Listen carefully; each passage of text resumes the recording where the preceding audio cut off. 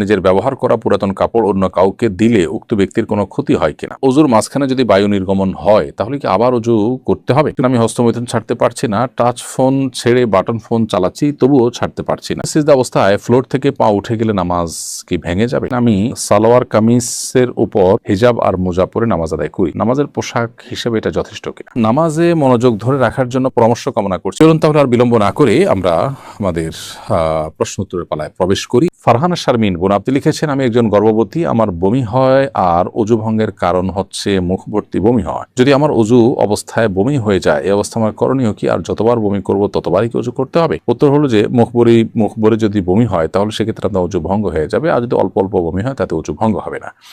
তো যদি এরকম হয় যে ঘন ঘন আপনার বমি হয়, প্রত্যেকবারই মুখ ভর্তি হয়েই বমি হয়, তাহলে আপনি বমি হওয়ার পরে অজু করে 4 রাকাত নামাজ, পুরো ওয়াক্তের মধ্যে 4 রাকাত নামাজ বা যেই কয়েক রাকাত আছে ওই ওয়াক্তের নামাজ, সেই কয়েক রাকাত নামাজ পড়ার মতো সময় যদি পান তাহলে আপনার অজু করে আপনাকে নামাজ পড়তে হবে। আর যদি আল্লাহ মাফ করুক অনবরত এরকম বমি হতে থাকে, সাধারণত পুরো একটা ওয়াক্তের সবটুকুন সময় এভাবে অনবরত বমি আসলে হয় না, হলে মানুষ বাঁচার কথা না বা স্বাভাবিক সুস্থ থাকার কথা না। এজন্য আপনার হালকা হালকা একটু একটু বমি হলেও ফাঁক দিয়ে নামাজ পড়ে নেবেন।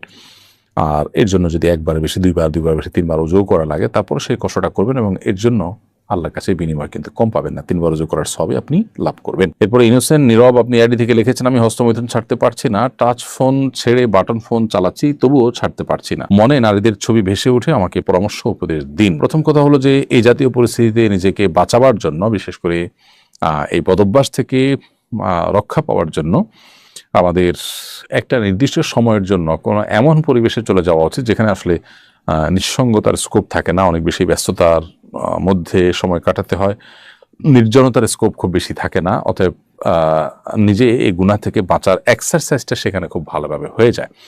তো এরকম পরিবেশ বা এরকম পরিস্থিতিতে আপনি চেষ্টা করতে পারেন চলে যাওয়ার, তাহলে ইনশাল্লাহ হয়তো আপনার এই গুনাহ থেকে বাঁচাটা সহজ হবে। এর বাইরে যদি অবিবাহিত হয়ে থাকেন তারা দ্রুততার সাথে বিয়ে করা ফেলা উচিত, ইনশাল্লাহ বিদিল্লাহ সেটিও আপনাকে এই বদভ্যাস ছাড়তে সহায়ক ভূমিকা রাখবে। নাজিরা ফাল্গুনি আপনি লিখেছেন, আমি সালোয়ার কামিজের উপর হিজাব আর মোজা পরে নামাজ আদায় করি, নামাজের পোশাক হিসেবে এটা যথেষ্ট কিনা? উত্তর হলো নামাজের সময় মেয়েদের হাত পা এবং মুখমণ্ডল ছাড়া, হাত পা বলতে হাতের কবজি, 2 হাতের কবজি এবং পায়ের পাতা, তলার অংশ এবং আপনার মুখমণ্ডল, এটুকু ছাড়া পুরো শরীর ঢাকতে হবে। এখন এটা ঢাকার জন্য আপনি যে কোনো পোশাক যেটা ঢাকতে পারবেন সেটি জায়েজ হবে। হতে পারে সেটা মেক্সি, হতে পারে বড় কোনো একটা ওড়না বা অন্য কোনো পোশাক। তো সাধারণত যে পোশাকে হাতের পায়ের গোছা কিংবা হাতের এ অংশ কিংবা কাঁধ, গলা, বুকের কোনো অংশ বা পেটের কোনো অংশ উন্মুক্ত থাকে, সেটা পরে নামাজ পড়লে নামাজ হবে না। যদি এটা পরে নাও তাহলে সেক্ষেত্রে এটার উপরে অন্য কোনো পোশাক দিয়ে অংশগুলোকে ঢেকে তারপরে আবৃত করে নামাজ পড়তে হবে, কারণ এটি নামাজের জন্য আবশ্যক, সতর ঢাকা ফরজ। সাকিব হোসেন আপনি লিখেছেন, অজুর মাঝখানে যদি বায়ু নির্গমন হয় তাহলে কি আবার অজু করতে হবে? উত্তর হলো ভাই সাকিব যে অজুর মধ্যে যদি বায়ু নির্গমন হয় তাহলে অজু আপনাকে শুরু থেকে করতে হবে।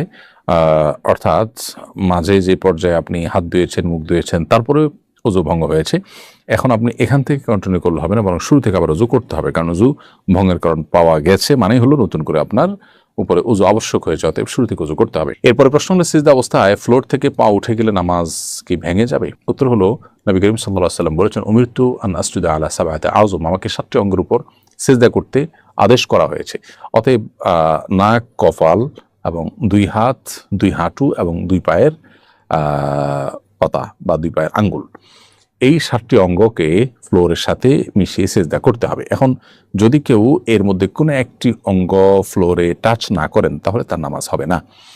আর যদি টাচ হয়েছে এক মুহূর্তের জন্য আবার একটু উঠে গেছে তাহলে এটা মাকরুহ হবে, কিন্তু নামাজটা হয়ে যাবে। অতএব পুরো সিজদা জুড়ে যদি আপনার ফ্লোর থেকে পা উঠে যায় বা উঠা থাকে তাহলে সেক্ষেত্রে আপনার নামাজ হবে না, বা ওয়াজিব তরককারী হবেন, সেক্ষেত্রে আপনাকে সিজদা সাও দিতে হবে, অথবা যদি নামাজের পরে এটি জানতে পারেন তাহলে সে নামাজ পুনরায় আদায় করতে হবে। অবশ্য কোনো ওজোর কারণে এরকম হয়েছে যে আপনি পাও রাখার কোনো স্কোপ নাই, সেটা ভিন্ন কথা, তাহলে সেক্ষেত্রে নামাজ হয়ে যাবে, কোনো গুনাহ হবে না এবং সিজদা সাও দিতে হবে না। রোকসানা করিম বর্ষা আপনি লিখেছেন, নিজের ব্যবহার করা পুরাতন কাপড় অন্য কাউকে দিলে উক্ত ব্যক্তির কোনো ক্ষতি হয় কিনা? ব্যবহার করা পুরাতন কাপড় অন্য কাউকে দিলে আপনার কোনো ক্ষতি হওয়ার আপাত দৃষ্টিতে কোনো কারণ নেই। তবে একটা বিষয় আছে, সেটা হলো যে ব্ল্যাক ম্যাজিক করার ক্ষেত্রে অনেক সময় মানুষের ব্যবহৃত কাপড় বা শরীরের চুলের অংশ এগুলো অনেক সময় ব্যবহার করা হয়। অতএব আপনি কোনো গরিব মানুষকে দিয়ে দিলেন, তিনি পড়লেন, তার জন্য পড়াতে কোনো অসুবিধা নেই। কিন্তু যদি এমন হয় যে কেউ এটা দিয়ে ব্ল্যাক ম্যাজিকের কাজে, সেহেরের কাজে যদি ব্যবহার করতে পারে, সে আশঙ্কা থাকে, তাহলে সেটা অ্যাভয়েড করা দরকার। সেটা আপনার নিজের সেফটির জন্য, যদি এরকম ব্যক্তি হয় যাকে নিয়ে আপনার সন্দেহ হয়। বাট এছাড়া গরিব মানুষ একজনকে দিয়ে দিলেন, আননোন মানুষ বা অপরিচিত মানুষ, অথবা এমন মানুষ যিনি পরিচিত কিন্তু এটা তার দ্বারা আপাত দৃষ্টিতে করার কোনো কারণ নাই, তাহলে সেক্ষেত্রে এটা অবশ্যই তিনি ব্যবহার করতে পারেন।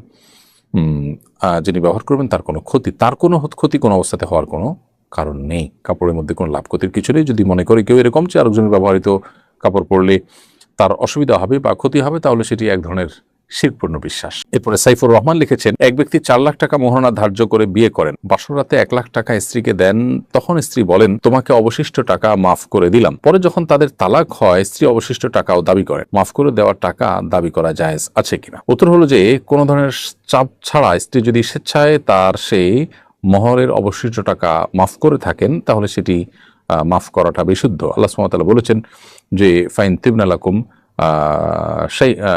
আমিনহু শাইআ ফাকুলু হানিআম মারিআ, স্ত্রী যদি মোহর থেকে কিছু অংশ তোমাদেরকে ছেড়ে দেয়, তাহলে তোমরা সেটা নিজেরা ভোগ করতে পারো, অর্থাৎ এটি জায়েজ আছে এবং স্বামীর জন্য এটা ভোগ করাও জায়েজ আছে। তো স্ত্রী যদি মাফ করে দিয়ে থাকেন, তাহলে স্বামীর জন্য সেটা হালাল হয়ে গেছে, এখন আর স্ত্রী সেটিকে ফেরত নেওয়ার সুযোগ নেই।